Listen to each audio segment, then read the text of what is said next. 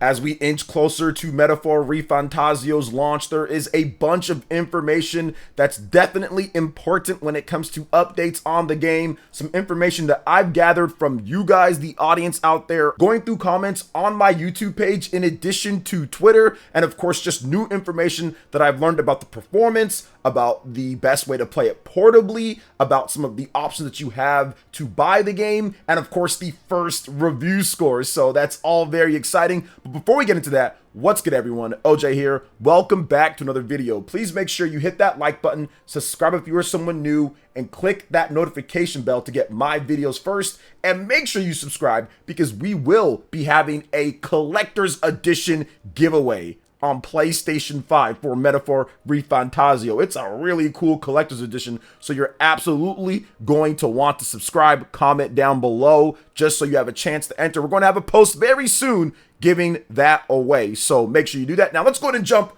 right into this here, guys, because I have a lot of good stuff to go over. So shout outs to my man Stealth on Twitter. He actually put up this post first, or at least first where I saw it.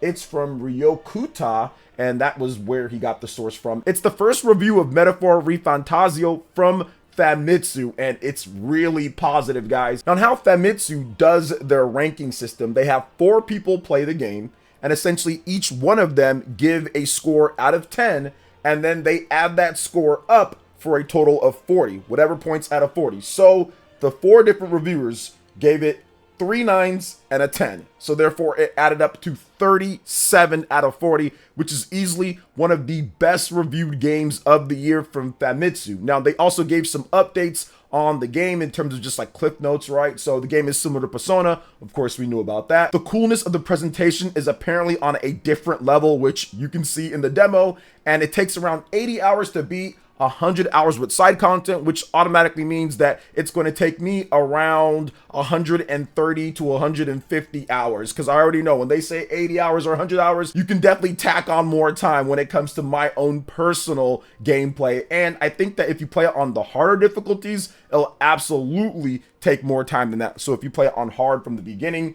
because all the enemies are stronger, they do more crazier damage, and I've lost more time to dying and forgetting to save than anything at this point, even in the demo. So yeah, I'm very excited for this. Now, the thing about it is that you have to realize that Famitsu, they have a little bit of a spotty track record. I mean, it's not like you can't trust their reviews, but sometimes they give some high scores to some games that people necessarily wouldn't think is that great of a game. So essentially what I'm trying to say is that Famitsu definitely isn't the be-all, end-all. You can go play the game yourself and see what you think, but we're also going to have to wait for the rest of the reviews here in the West. So let's see what some of the Western press have to say on the game as well. But this is absolutely a great first start for Metaphor ReFantazio when it comes to reviews, and hopefully we can see it maintain a really high, maybe 90 plus average. That would be awesome and give it more of an opportunity to be included in the overall Jeff Keighley Game of the Year awards and many of the different publications Game of the Year festivities that they have towards the end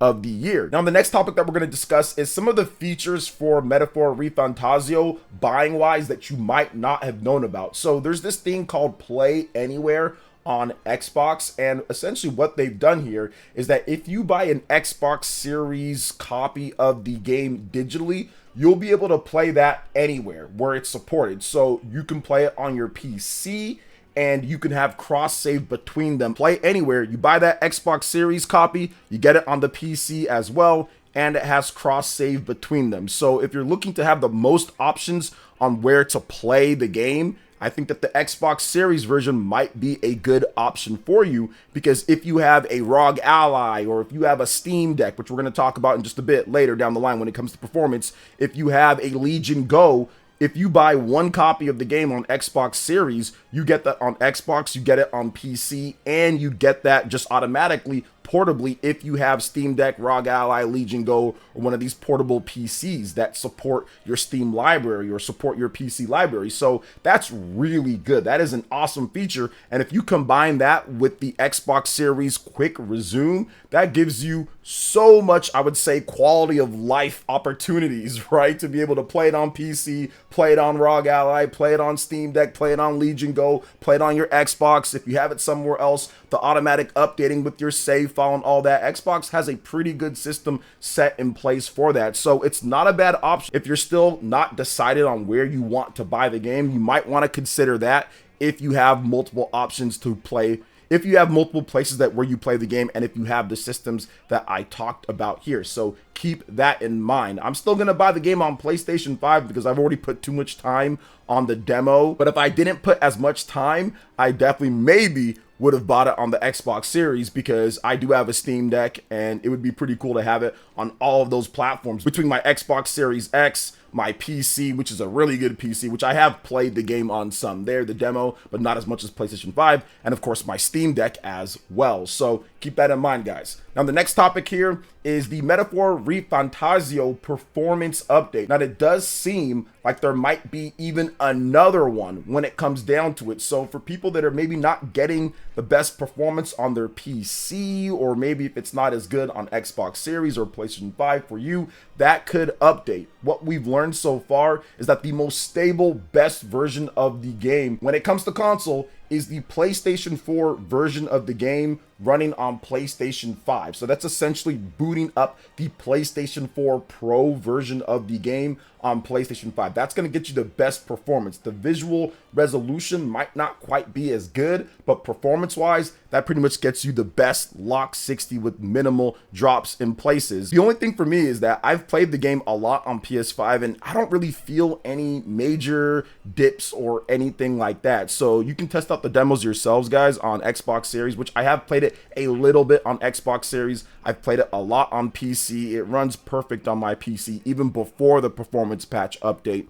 So for me, I haven't really had any issue on PlayStation 5 with the native PS5 version, or PC even pre-patch. Now after the patch, it's even better when it comes to optimization, but apparently there were some bugs that would force certain things, like with the rendering and the texturing or whatever, depending on what options you picked. So there was definitely issues on PC beforehand, and Atlus's PC options aren't great overall when it comes to tweaking the graphics and all of that. So I think that's what's causing some issues, and hopefully it does seem like there's going to be another update right at launch as well. So we definitely could get better performance overall when it comes to all the different platforms, whether it's small or bigger in some cases with PC. Now, speaking of performance, we need to get into another very important topic with this game, and that is Metaphor ReFantazio portable options. This is a long 100-hour plus RPG. There's no Nintendo Switch version of the game, and obviously Nintendo Switch 2 isn't out yet. So people definitely are interested in having options to play it portably. If you grind in a dungeon or whatever the case is, you can play while you're watching football or lying down in bed. What's the best option for Metaphor ReFantazio? So I tested out a ton on PS Portal, and honestly, guys, I don't like PS Portal.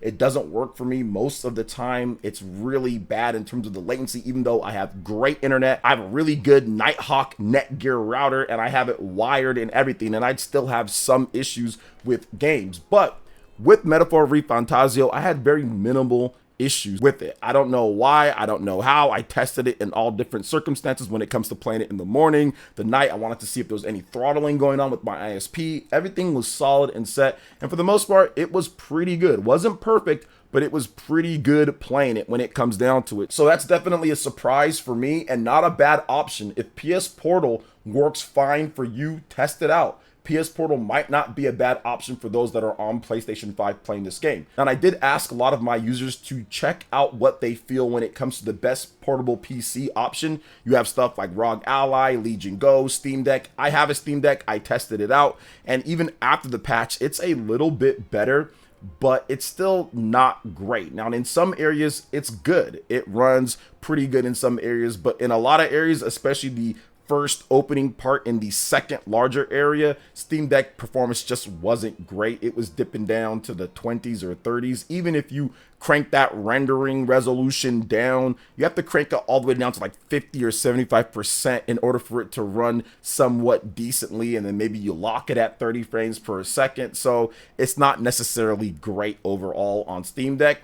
And if you look at ROG Ally X, from what I'm understanding, you get around 55 to 60 frames, maybe even more when it comes down to it, based off of what settings that you have. So the new ROG Ally X or the stronger ROG Ally, that seems to be a good option if you want to play portably. And then Legion Go, from what I understand, is also very good. So if you have one of those, if you're one of like the 5 people that have a Legion Go, then it runs fairly decent, anywhere between 55 to 70 frames based off of what people were telling me in my stream. So there are options for portable play. Me, I'm going to pick the PS5 with PS Portal. To me, that's the easiest and simplest way to get portable play without having to worry about too much and also spend an arm and a leg on a Steam Deck or ROG Ally or Legion Go. Steam Deck, obviously, you can get like the Steam Deck OLED that's more expensive, but then there's a cheaper Steam Deck that's not too bad. But obviously, those are all more expensive than the PS Portal. That's $200. So if you're looking for a way to play it portably, PS Portal might be an option for you, but for a lot of people, it doesn't work well. So just keep that in mind. But it does seem like the best performance is going to be maybe like the new ROG Ally that's coming out, or the ROG Ally X, the stronger one that we have, or even Legion Go so far. So what do you guys think about this Metaphor ReFantazio update and the game itself? It's coming out very soon here. It'll be next week. I'm very excited to cover it, and I've got a special video that I'll be doing very soon this week, showing off something incredible with this game. So you guys are going to want to check it out. So that's going to wrap it up for this video. Thank you so much for watching. I do appreciate it. Please make sure you hit that like button, subscribe if you're someone new, click that notification bell, and check out my other Metaphor ReFantazio videos right here on screen. Thanks for watching. We'll catch you guys for the next one. Peace.